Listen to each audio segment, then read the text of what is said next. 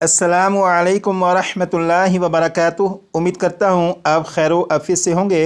अल्हम्दुलिल्लाहि रब्बिल आलमीन वस्सलातु वस्सलामु अला सय्यिदिल मुरसलीन अम्मा बाद फ़अऊज़ु बिल्लाहि मिनश शैतानिर रजीम बिस्मिल्लाहिर रहमानिर रहीम।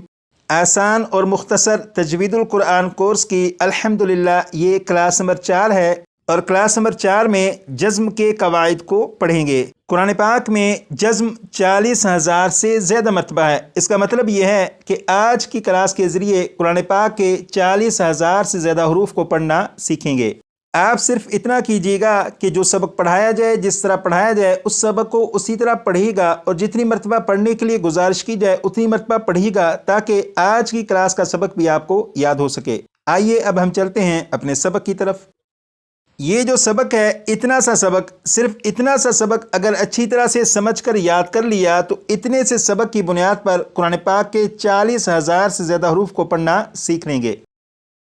तो यहाँ पर देखें लिखा है, इस अलामत को जज़्म कहते हैं। इस अलामत को जज़्म कहते हैं। 6 मरतबा पढ़ेगा।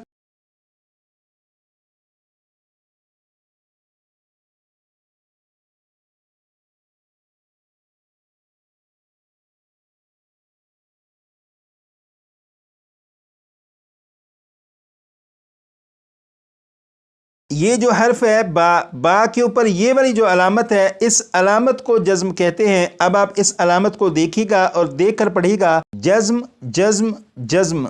6 मरतबा पढ़िएगा।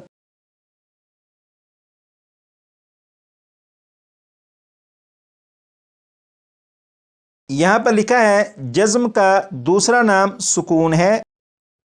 जज़्म का दूसरा नाम सुकून है। जज़्म का दूसरा नाम सुकून है। इसे भी 6 मरतबा पढ़िएगा।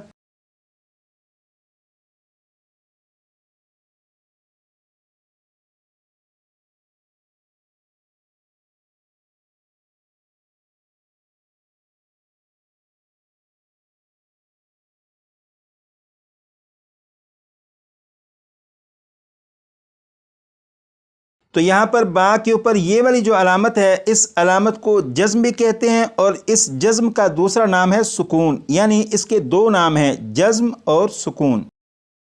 अब यहाँ पर देखें लिखा है, जिस हर्फ पर जज़्म हो उसे साकिन कहते हैं। जिस हर्फ पर जज़्म हो उसे साकिन कहते हैं। अब इसे 6 मरतबा पढ़ेगा।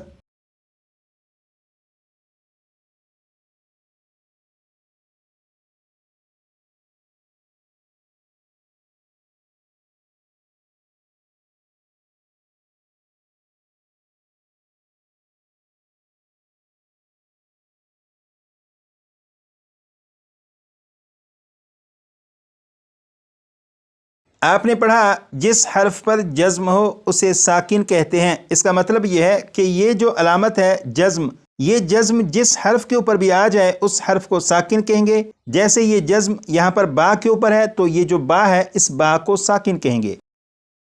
इसी तरह यहाँ पर जज़्म मीम के ऊपर है तो इस मीम को भी साकिन कहेंगे। यहाँ पर जज़्म मीम के ऊपर है तो ये जो मीम है ये भी साकिन है। तो ये जो जज़्म है कुरान पाक में 40,000 से ज़्यादा मरतबा है। आप देखिए कि ये पारा नंबर 3 है और पारा नंबर 3 की ये पहली 8 लाइनें हैं। इन 8 लाइनों में ये जो रेड कलर के निशानात हैं, ये निशानात जज़्म को ज़ाहिर कर रहे हैं। यहाँ पर आप देखें, ये रेड कलर का निशान और इसके नीचे जज़्म मौजूद है। यहाँ पर भी रेड कलर का निशान और इसके नीचे भी जज़्म मौजूद है। यहाँ पर भी जज़्म और यहाँ पर भी जज़्म मौजूद है। तो ये जो जज़्म है, जिस हर्फ के ऊपर भी आ जाए उस हर्फ को साकिन कहेंगे। जैसे यहाँ पर आइन के ऊपर जज़्म है तो इस आइन को साकिन कहेंगे। यहाँ पर मीम के ऊपर जज़्म है तो मीम साकिन है। यहाँ पर आइन के ऊपर जज़्म है तो आइन साकिन है। यहाँ पर आपने पढ़ा, जिस हर्फ पर जज़्म हो उसे साकिन कहते हैं। यकीनन इसका मतलब आपको मालूम हो चुका है। अब यहाँ पर देखें लिखा है, साकिन हर्फ अपने से पहले, साकिन हर्फ अपने से पहले। 6 मरतबा पढ़ेगा।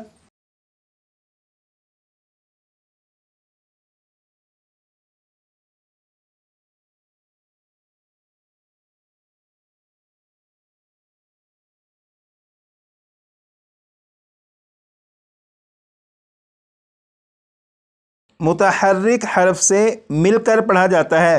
متحرک حرف سے مل کر پڑھا جاتا ہے؟ 6 مرتبہ پڑھے گا۔